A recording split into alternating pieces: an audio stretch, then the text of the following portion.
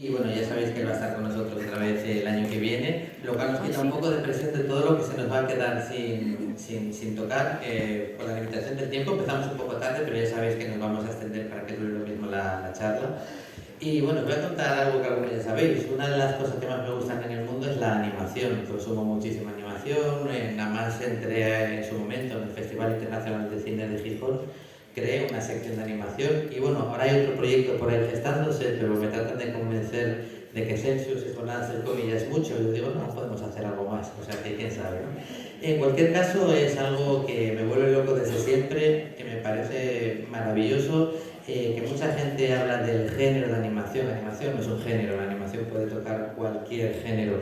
Es una forma de hacer cine sin personas humanas a ese lado de la cámara, pero sí al otro, ¿no? Es una forma muy distinta. Lo primero que le quiero preguntar a Andy es, cuando tú te planteas hacer un cómic, tú tienes el control de todo. Tú tienes el papel en blanco o la pantalla y tienes el lápiz. Y puedes hacer lo que quieras. Hacer una película de animación, salvo muy raras excepciones, y aunque lleve una firma principal, es un trabajo tremendamente colectivo. Entonces me gustaría que nos contaras tu primera experiencia entrando, creo que fue con Wonder Over Yonder, pero que nos contaras un poquito cómo fue caer en el mundo de la animación y cómo fue darte cuenta, supongo, de que en realidad es un trabajo de equipo tremendo.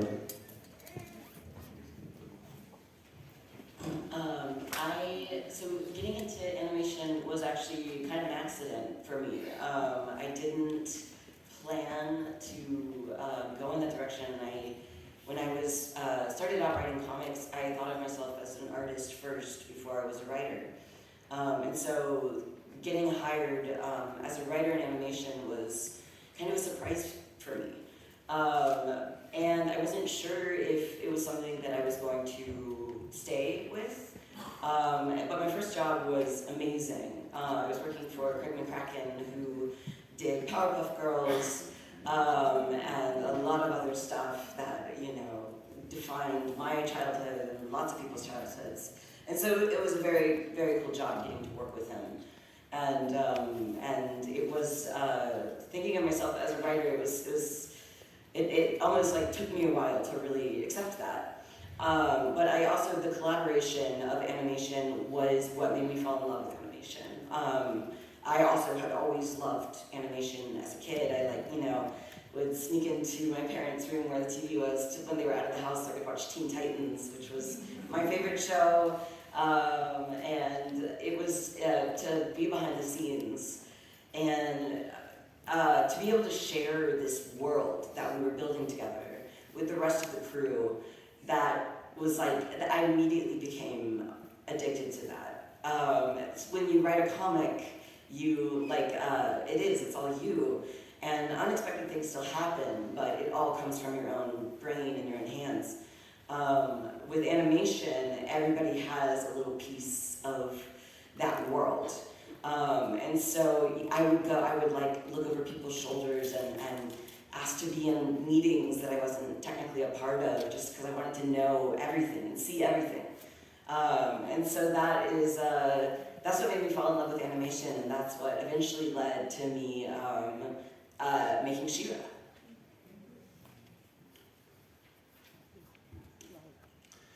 Pues la verdad es que lo de la animación efectivamente para mí fue algo que ocurrió casi por accidente. Siempre me había considerado a mí mismo, antes que nada, dibujante, antes que guionista. Y me sorprendió que me quisieran contratar como guionista de animación. Fue una verdadera sorpresa el que les pareciera que mi estilo, escribiendo guiones, era adecuado para la animación. Y el primer trabajo que hice fue con Kirk McTretton, que es el creador de las Supernenas, que definió la infancia de muchísima gente y me moló muchísimo a mí trabajar con él. Yo no me veía a mí mismo como guionista, tardé en aceptarme a mí mismo como tal, pero lo que me gustó de la animación precisamente fue el espíritu colaborativo, el trabajo en equipo, el poder ir descubriendo todos los entresijos de la animación. Siempre me quedaba en fascinado por la animación desde que era pequeño. Cuando mis padres se iban de casa, yo me colaba en su habitación y me ponía a ver Teen Titans, porque en la habitación de mis padres era donde estaba la televisión de la casa. Y simplemente me parecía absolutamente fantástico. Así que poder ver cómo era, entre bambalinas, la creación de una serie de animación era fabuloso. Yo podía estar escribiendo guiones distintos y ir añadiendo cuestiones diferentes que luego el resto del equipo tenía que transformar en realidad, y en la interacción la historia iba cambiando, iba creciendo, y estábamos creando en equipo, todos juntos, un mundo del que sentías que tenías un pedazo. Tanto es así que incluso estaba siempre mirando por encima del hombro del resto de los compañeros, pero no en plan de mirarles mal, sino estar curioseando qué es lo que estaban haciendo. Me quedaba en las reuniones, incluso aunque no tuviera que formar parte de ellas. Si era el equipo técnico, yo me quedaba allí echando un ojo, tratando de aprender cómo funciona el mundo de la animación, y eso creo que, primero, me ayudó mucho, y segundo, acabó por hacer que me encargaran el proyecto de She-Ra. Y sí, ya vamos a hablar de She-Ra, que es lo que estamos esperando muchos. She-Ra como personaje previamente ya tenía una versión, ¿no? Creada a partir de unos juguetes. Creo que empezó en el 85, tuvo cerca de 100 episodios y venía a ser una hermana melliza, literalmente, de He-Man, a la que le pasaba una trama muy parecida e incluso como máximo un poco complementaria, ¿no? Y a partir de aquí, con este personaje, vamos a coger este espíritu, este universo, y vamos a hacer algo totalmente nuevo. Y esto me parece maravilloso, y el primer ejemplo ya viene en el título. La serie original se llamaba She-Ra, la princesa del poder, y aquí estamos hablando de She-Ra y las princesas del poder. Este espíritu colaborativo que tanto te gustaba a ti en la serie, al hacer animación, lo trasladas a la obra que haces en animación. Me imagino que esta fue la primera decisión, ¿no? Dotar de un arco más completo de personajes y crear no una princesa, sino unas princesas del poder.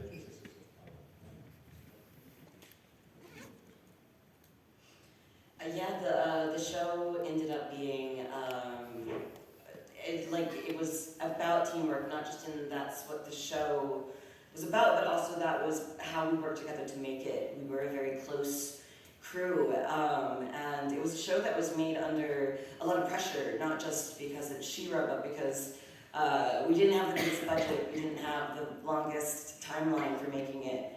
And so it was really something, if we were going to pull it off, we had to rely on each other to do it. And so that was something that really brought us together. But that show, taking it from being, I hadn't watched the show myself, the original show from the 80s growing up, but I loved it when I watched it. It was like I had a lot of love in my heart for that show, and trying to pay that off and take that so that it could appeal to new fans as well, and still make old fans happy. That was really always the line to find and walk. And so taking it from one princess of power to an entire team of princesses who were very powerful, and making it more about that, about the group instead of about the one individual, that was something that was really important for us to do, because it was so personal for us with how the show was being made, because we were so close to each other. So yes, it was important for us to show that aspect of friendship and teamwork and relationships in general, and love in every form. Yes, that was our inspiration behind that aspect of the show.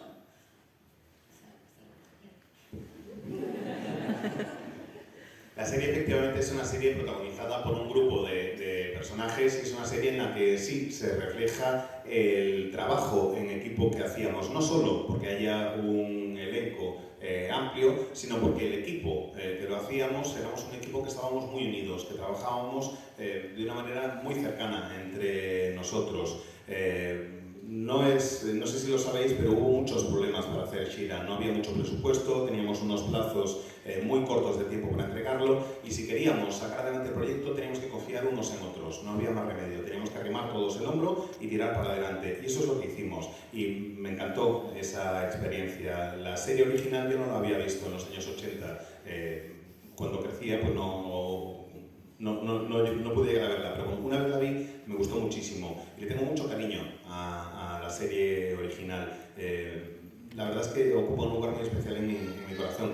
Y lo que quería era devolver la serie a los fans, pero devolverla tanto a los fans nuevos como a los fans de la serie original. Esa es una línea muy delicada que recorrer, es una línea muy fina que tienes que seguir y tienes que hacerlo con mucho cuidado. Y para que salga adelante, para que puedas lograrlo, tienes que confiar en tu equipo. Tienes que saber que es importante confiar en lo que todos estamos haciendo y que el gran cambio que íbamos a introducir en la serie era pasar de ser una serie centrada en un solo personaje a una centrada en un grupo de personajes. Yo creo que eso indica en gran medida lo personal que la serie era para todos nosotros. Era muy importante reflejar los aspectos de la amistad, del trabajo en equipo, de las relaciones en general, de las relaciones sentimentales, que poder reflejar ese sentido de equipo y ese sentido de diversidad y de ir todos a una. Me gustaría saber si desde el principio siempre ya tuvisteis claro que la serie iba a tener este formato en este número de temporadas más o menos distribuidas así. La primera temporada fue un poco más presentación de cada princesa, casi a un episodio de una princesa. Y para mí la serie cuando de verdad coge ritmo es a partir de ahí, ¿no? Cuando cada episodio te va avanzando en una trama que ya se apuntaba antes, pero que realmente va cogiendo velocidad y te va manteniendo enganchado episodio a episodio. Pero me gustaría saber eso, si desde el principio teníais claro cómo iba a ser la serie o si fue algo que a medida de que la primera temporada funcionó muy bien nos permitió esta libertad. So the production of the show was actually pretty unusual in animation. The show had already been greenlit for 26 episodes before I was even hired for the show. They had bought the rights to She-Ra. And they knew, and Netflix had already ordered the first season. So, and then they also knew that they wanted to do 52 episodes total. And so when I was hired, it was my job to pitch that second season. And so when I pitched the show, I'm kind of a wordy person, so my pitch was supposed to be like 20 minutes, and it was like over an hour. And I was lucky that the people I was pitching to were receptive and interested, but I came in and I pitched all 52 episodes, and that's part of why it was so long, because I wanted to have this conception of it, and some things stayed the same, some things changed over time, but that was we had certain ideas that stayed the whole time. So, for example, an early idea was that Catra was going to kind of get a promotion at the end of every season and move farther up the ranks, and that also that she was going to betray somebody in each season. And so that really did end up, she just keeps kind of working her way up the ranks, and then eventually decides that she's like, nope, I'm out of here, I'm going back to Adora. And so that was something that stayed true over time, but then there were other things that we found along the way. And a lot of things did change. There were a lot of things that were really unexpected. But it was a show that, at the very least, it was very helpful to have those broad strokes figured out from the beginning. And so, yeah, I'm glad they didn't just cut me off after 20 minutes of talking, because, yeah, that would have been embarrassing.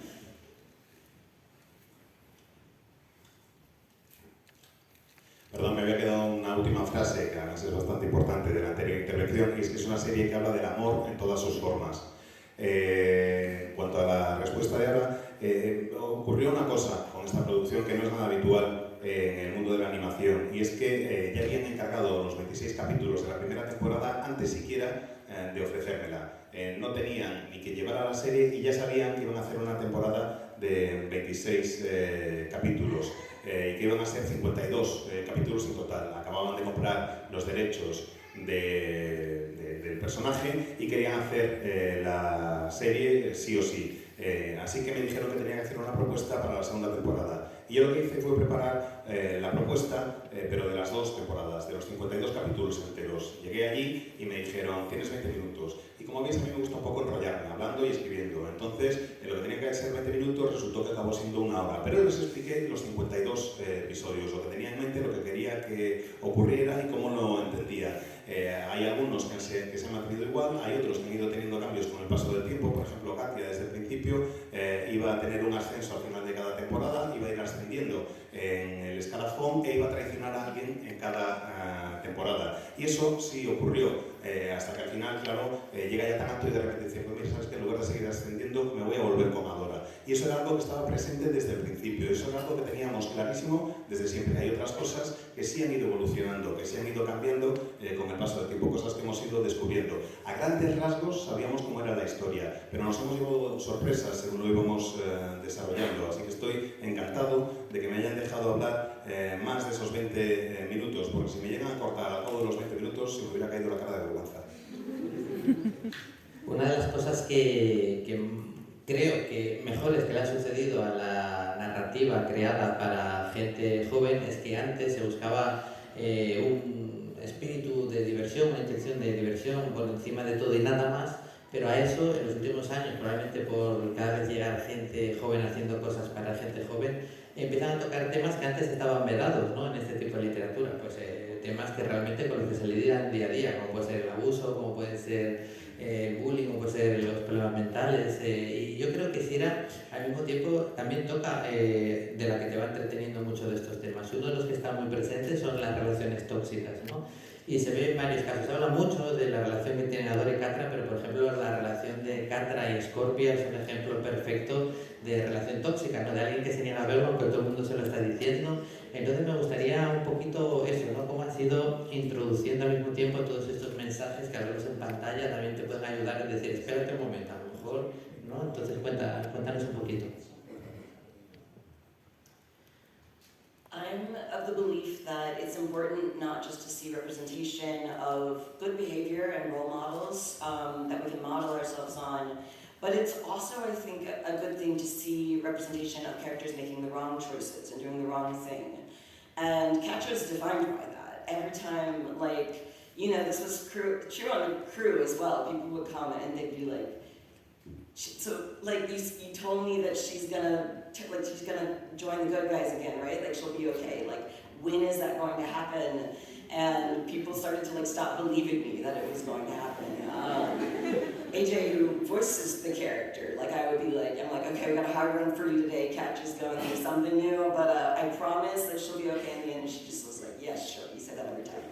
But, I think that that's why, like, she was very beloved. Like, she's very beloved among the crew by me, and she's a character who just kind of consistently always makes the wrong choice.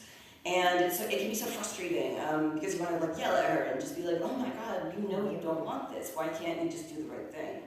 And that, I think, in its own way can be something that also it tells us how to make decisions ourselves. Like when you see somebody, sometimes we all want to scream, sometimes we are compelled to do things that make us a bad friend or that hurt people. And it's important, I think, to know what the consequences of those wrong decisions are. And so Catra is someone who expresses those things, and my hope is that it is cathartic in its own way, but it's also a little bit of a cautionary tale. She ends up alone at the end, without any friends, and that's the consequences of her actions. But then it's also something that it is, you know, there's nothing you can't come back from. There are things that if you work, if you make yourself vulnerable, if you open yourself up and try to make amends for your mistakes, it is possible to come back. And so that was something I think that was very important for us to show, and it's my belief that it's important to see characters, especially female characters, making those bad decisions. And hopefully that is something that we found it cathartic, and I hope that it was cathartic for others as well.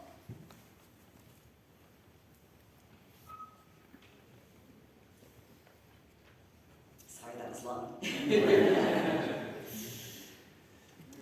Yo es que creo que es importante que no haya en pantalla solo modelos ideales que toman las decisiones correctas, modelos de conducta, es decir, ideales que toman las decisiones correctas. Creo que es importante ver cómo se comportan los personajes, cómo toman decisiones equivocadas, decisiones erróneas y cómo tiene eso un impacto en su vida, cómo hay consecuencias. Con Katia sabíamos, todo el equipo sabía que iba a acabar volviendo al bando de los buenos, por así decirlo, pero claro, no me creían ya. Llegó un punto en el que yo les decía que sí, me decía, ya, pero ¿cuándo? ¿Ya estás tú otra vez con el cuento de siempre? Esto no va a ocurrir nunca. AJ, que es quien da voz al personaje, yo llegaba y nos poníamos a charlar y decía, no te preocupes, no pasa nada, le va a suceder esto y esto, pero al final todo va a ir bien. Me decía, ya, claro, ya estamos con el cuento de siempre otra vez. Y eso era lo que le pasaba a buena parte del equipo, y lo que incluso me llegaba a pasar a mí mismo en algunas ocasiones. Veías, en el caso concreto de Katia, es el personaje que siempre toma las decisiones equivocadas, siempre toma la decisión que no debería tomar. Y eso es algo que hace que a veces te den ganas de gritarle en pantalla y decirle, pero ¿por qué haces eso? Si sabes que no es lo que quieres, si sabes que no es lo correcto, ¿por qué lo haces? Creo que es importante plantear ese tipo de preguntas en una serie como esta. Saber que las decisiones que tomamos tienen consecuencias. A veces nos equivocamos, a veces estamos de mal humor y le gritamos a alguien que no lo merece, o somos malos amigos, nos comportamos como un mal amigo con alguien, o hacemos daño a una persona, y todo eso tiene consecuencias. Y tenemos que saber que esas consecuencias existen y hay que asumirlas.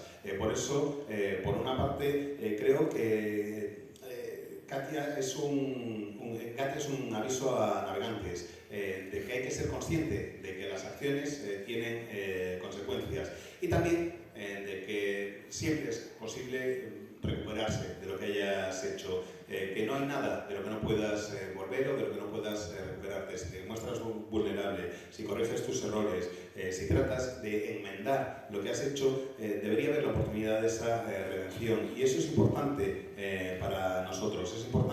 Era importante para nosotros en el equipo, era importante ver un personaje de estas características, sobre todo un personaje femenino de estas características, porque muchas veces no hay ese tipo de personajes en pantalla, y por eso creo que las decisiones de Katia y su comportamiento pueden servir como aviso, como ejemplo para ella y para otras personas que se encuentren en una situación semejante. Son dos preguntas breves sobre la animación en sí. La primera, se ha decidido por una animación tradicional, o por lo menos que da la impresión de ser animación tradicional, con algunos toques de ordenadores o sí aquí y allí. Quisiera saber si esto ha sido una decisión consciente porque la serie tuviera el aspecto que querían que tuviera, o algo limitado por el bajo presupuesto y la prisa que decían que tuvieron.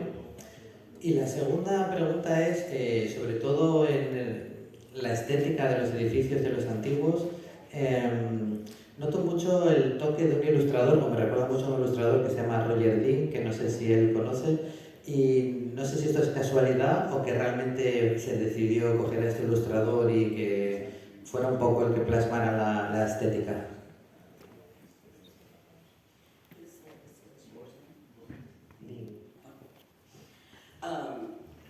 All right, good. Hang on, what was the first one?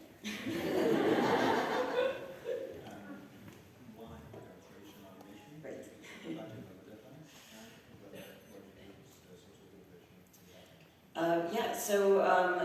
We had an option of pursuing 3D animation as well. It was something that was done at the studio that I was at DreamWorks, pretty often.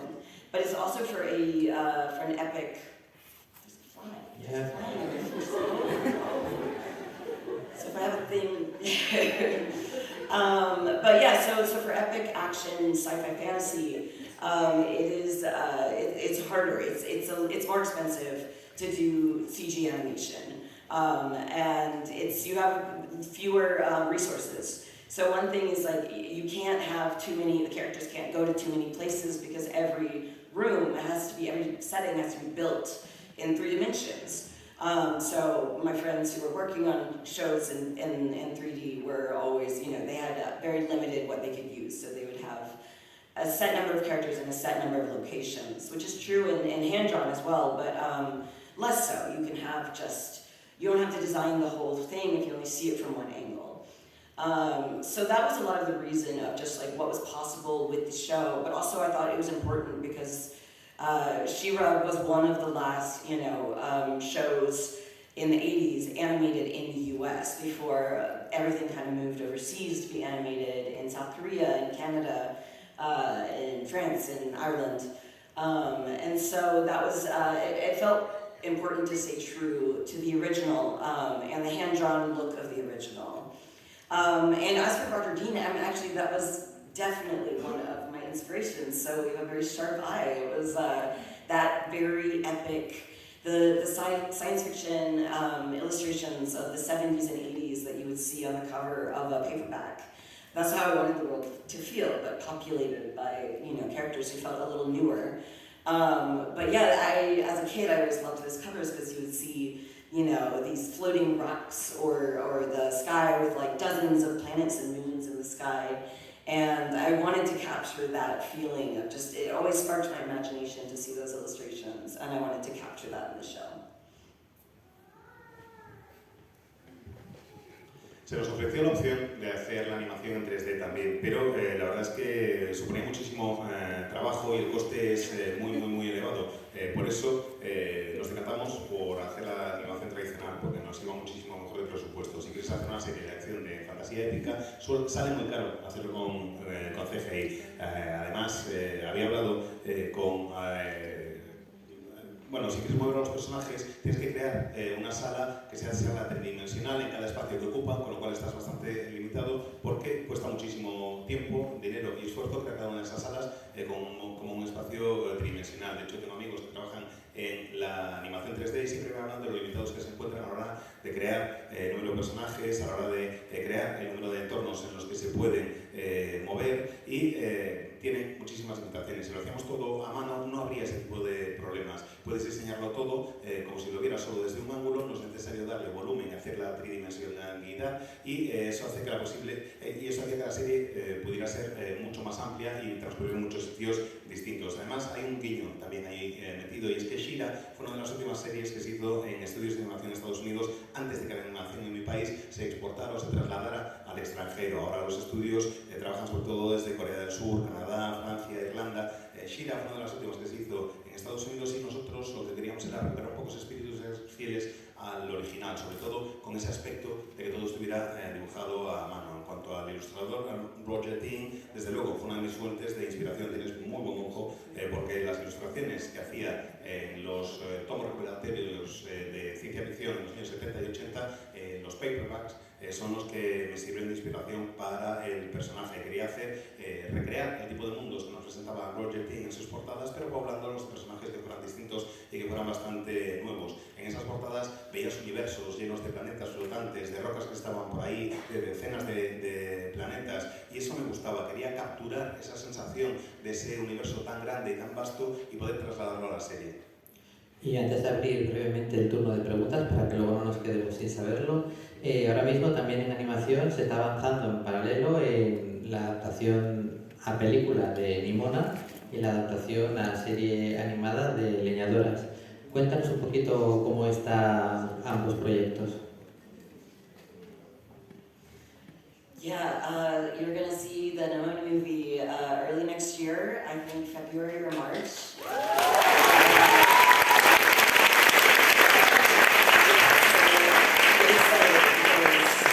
I just saw the newest cut, and it has a lot of the animation. I've seen the board drawings for a while, but I'm starting to get the animation, and it's completely surreal to see really dumb drawings that I made as a teenager, like suddenly being executed in 3 dimensions, and it's gorgeous, and the style is amazing. So I'm very excited for everyone to see it.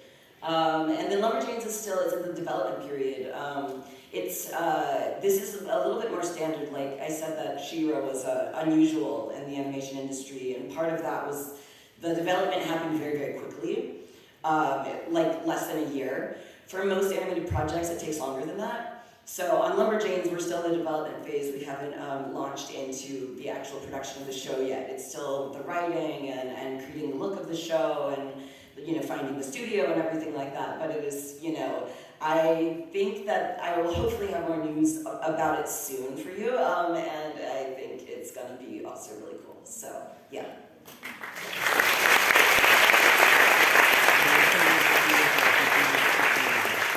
Pues efectivamente Nimona se va a convertir en una peli, se va a estrenar en febrero o marzo del año que viene. He empezado a ver ya parte del montaje, de lo que están haciendo ahora mismo, y hasta ahora había visto simplemente los dibujos del storyboard, y ahora ya empiezan a llegarme cosas animadas, y realmente es una experiencia surrealista lo de ver dibujos chungos que hacía de adolescente convertidos ahora en personajes en 3 dimensiones. Y al mismo tiempo es muy emocionante. En cuanto a Leñadoras, está en fase de desarrollo. Os he dicho antes que She-Ra era una serie poco habitual porque el periodo de desarrollo, de producción, fue muy rápido para lo que suele ser una serie de animación convencional. Normalmente se tarda mucho más de lo que nosotros tardamos, porque tardamos algo menos de un año en desarrollar la serie.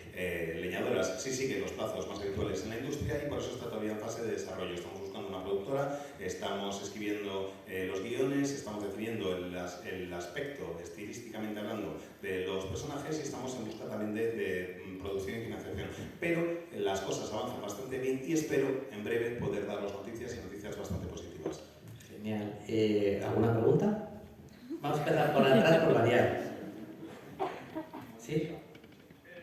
Dos cuestiones rápidas. Una, quería preguntarte, porque unos ciertos rumores que me habían llegado que había problemas, que tenías problemas con Netflix, pues la relación se había deteriorado un poco, por X razón, no sé, que porque la serie no había tenido toda la publicidad que se esperaba, que también decía lo de los bajos presupuestos que había tenido la serie de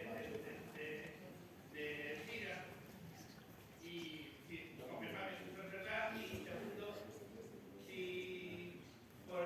es así, si te interesaría luego empezar a trabajar, por ejemplo, con plataformas como Amazon.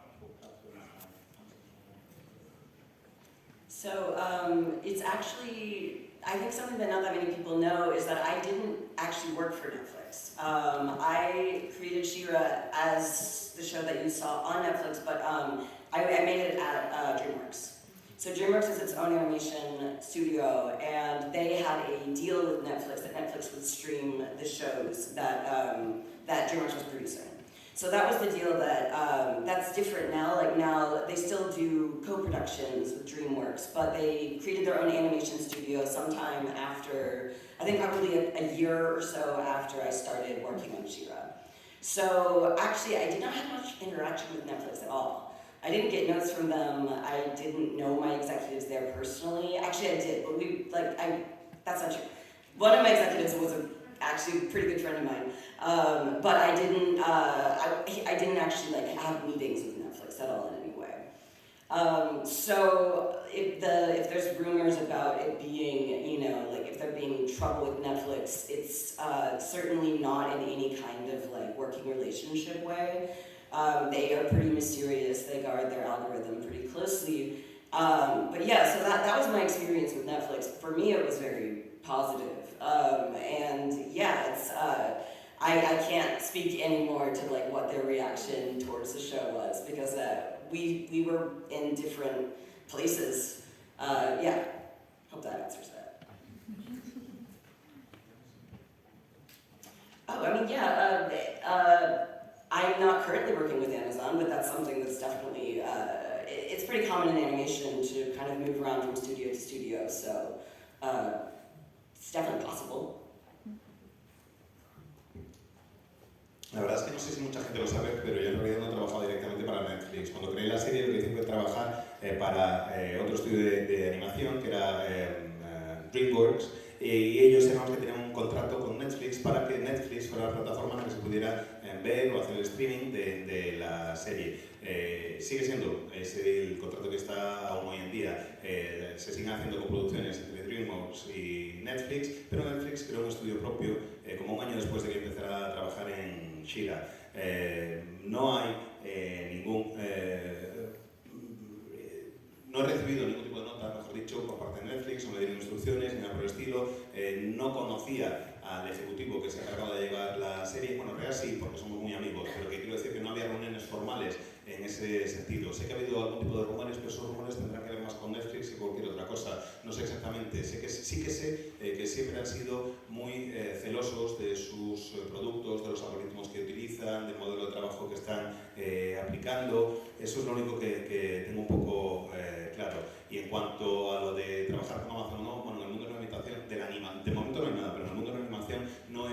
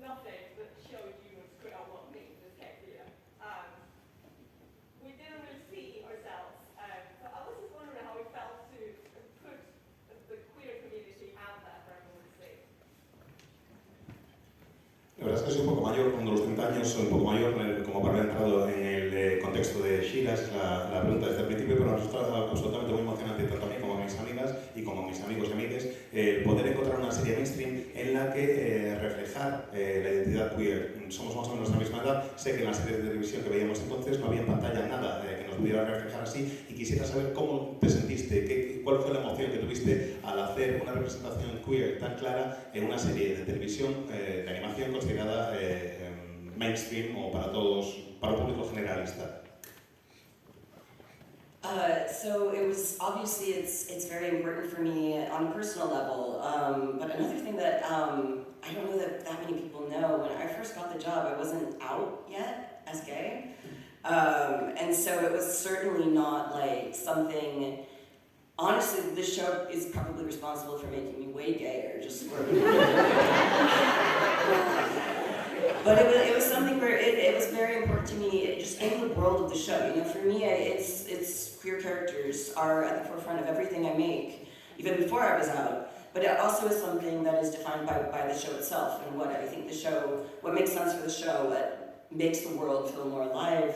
And so I felt that having very fluid gender expression was an important part of the show, because honestly, the original show has fairly fluid, like, you know, He-Man wears pink and purple in his like transform, and then he wears a furry diaper as He-Man. Like, it's like all the characters are wearing tights and belly shirts, and men and women, and you know, there are no non-binary people in the original show, but it made sense for us that there would be. So it was something for me that made the world feel more alive.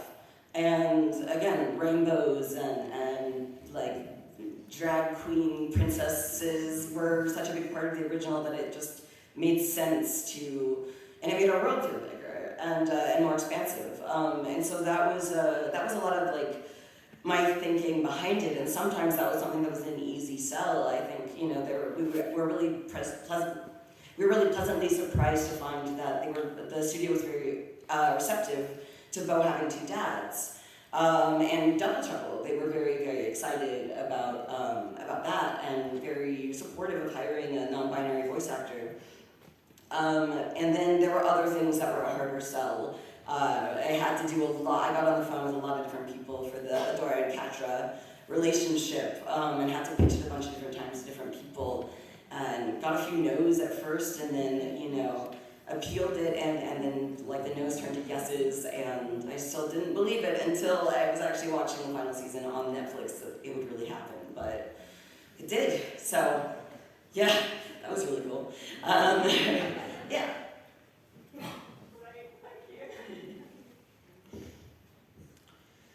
La verdad es que en cierta forma esta serie es responsable de quién soy ahora. Cuando empecé a trabajar en She-Ra ni siquiera había salido todavía del armario, y creo que esa serie me ha hecho mucho más gay de lo que era antes de empezar a trabajar en ella. Es muy importante para mí el que en el mundo de la serie pues hubiera personajes queer, pero ya lo era antes de que saliera del armario, antes de que planteara cosas. Quería que la serie fuera lo más diversa posible, que el mundo estuviera lo más vivo posible y poder reflejar eso de la mejor manera posible. Me encanta que se haya podido incluir el género fluido en la serie sin ningún tipo de problemas. Creo incluso que ya hay un poco de género fluido en la serie original, porque si os fijáis en She-Man va con mallas, con traillas, con colores púrpuras, con rosas. En realidad, si os fijáis, la ropa que lleva He-Man es un pañal de pelo. Es una cosa un tanto rara. Todos los demás personajes, para que sería un héroe de la época, todos los demás personajes llevan mallas, enseñan el ombligo, tienen piercings en el ombligo, no sé, son cosas un poco raras. No es que haya ninguno no binario tal cual, pero sí que muestran un mundo pues que está más cercano a eso. Y me encanta que en nuestra serie hemos podido incluir mucho arcoíris, que hemos podido incluir princesas, drag. Es genial el poder hacer ese tipo de mundo. Lo he hecho más cara a la serie, sí, desde luego, pero me encanta y me sorprende lo fácil que resultaron algunas de las cosas y la buena recepción que han tenido. Por ejemplo, que hay familias en las que hay dos padres y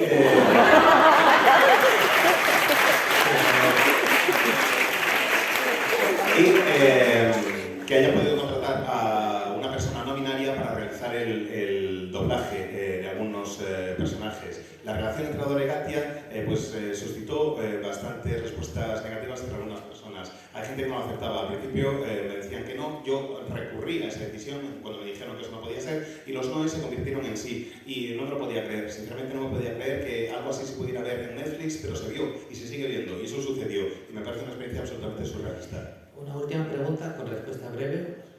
En la serie hay una gran variedad de personajes, dos universos, y pues yo quería preguntar con quién se sentiría más identificado.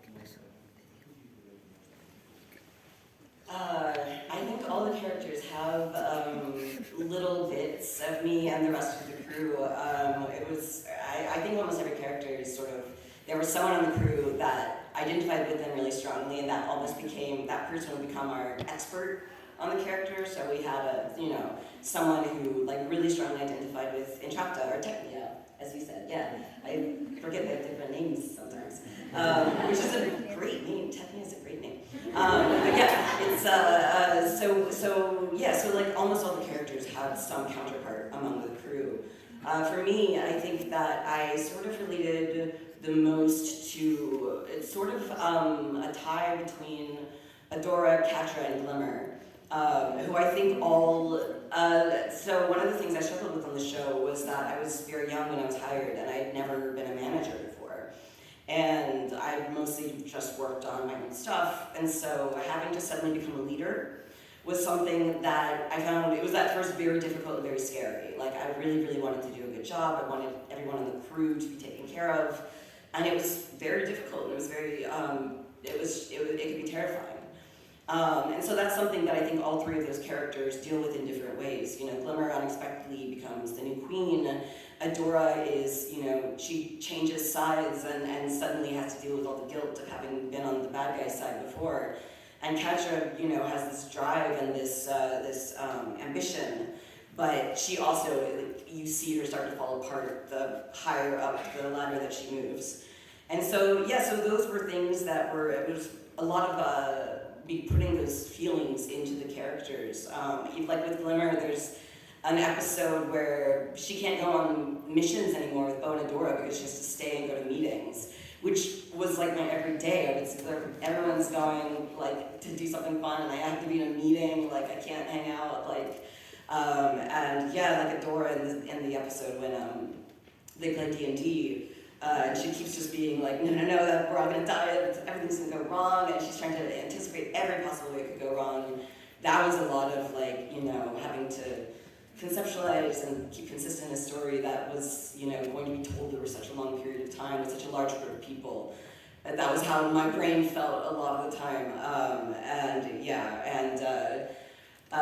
So that was just a lot of those feelings were just poured into the show and were expressed through the characters. So those are the characters I think that I have the strongest connection to. Todos los personajes forman parte de mí, también forman parte del equipo. De hecho, muchas veces teníamos en el equipo gente que se identificaba muchísimo con un solo personaje y se convertía en el auténtico experto del personaje. Por ejemplo, hay alguien que se identificaba muchísimo con Technia, que por cierto como la traducción al castellano del nombre del personaje original, pero bueno, cada uno tenía un personaje con el que se identificaba muchísimo en el equipo. En mi caso, cada uno del equipo tenía un personaje con el que se identificaba muchísimo. En mi caso, ha sido un empate técnico entre Adora, Gaia y Destello. Cada uno tenía un elemento importante para mí. Yo nunca había sido líder de un equipo, nunca había dirigido un equipo, siempre había trabajado solo, y cuando te conviertes en líder es realmente muy difícil y muy aterrador, porque tienes que cuidar a todo el equipo, tienes que estar seguro de que todo el mundo está bien atendido, que tienen lo que necesitan, y eso queda reflejado en los personajes de distintas maneras. Destello acaba convertida en reina y tiene que asumir toda una serie de responsabilidades. Ahora se da cuenta que está del lado de los malos, y cuando cambia de lado y se pasa al lado de los buenos o de las buenas, descubre que tiene una sensación de culpa muy grande por todo lo que ha hecho que estaba mal. Gatia siente un impulso enorme por ser ambiciosa, y cuanto más crece y cuanto más asciende en el organigrama, más se va desmoronando por dentro. Todo eso eran cosas mías que yo iba vertiendo en los personajes. Muchas veces me sentía, por ejemplo, como Gatia en el episodio en el que no puede salir de misión porque se tiene que pasar el día de reunión en reunión, de reunión en reunión. Bueno, pues ese era yo. Cuando no podía salir, cuando no podía pasármelo bien, no me podía divertir, y tenía que estar de reunión en reunión cuando todo el mundo estaba por allí. O el capítulo con el que Adora está jugando y ya trata de anticipar todos los resultados posibles de lo que puede llegar a ocurrir. ocurrir. Eso es lo que me pasaba, me tiraba horas preocupada todo el rato por mi equipo, por la gente, por lo que podían hacer, y todas esas voces estaban en mi cerebro y todas esas voces acababan plasmándose sobre el papel en muchas ocasiones. Creo que en muchos sentidos la serie refleja todo lo que íbamos viviendo mientras lo íbamos construyendo, y eso queda expresado por los personajes. A todo esto hay que sumar que divirtiéndonos mucho con la serie, tanto en los cómics que hablamos ayer como en Shira y en lo que va a venir seguro, que hay grandes amenazas, hay que salvar el mundo un montón de veces. Al mismo tiempo que está pasando eso, a ti lo que te está preocupando a lo mejor es, pues, romperá la amistad de tal, esto les pasará tal cosa, alguien hará caso a Scorpion. Y entonces, esto nos muestra algo que también pasa en la vida, que te puede cambiar lo mismo un acontecimiento muy grande que un acontecimiento que puede parecer muy pequeño, ¿no? Y también mostrarnos al mismo tiempo que ser diferente es guay. O sea, de hecho, lo otro tiene que ser muy aburrido. O sea, ser diferente puede ser incluso deseable.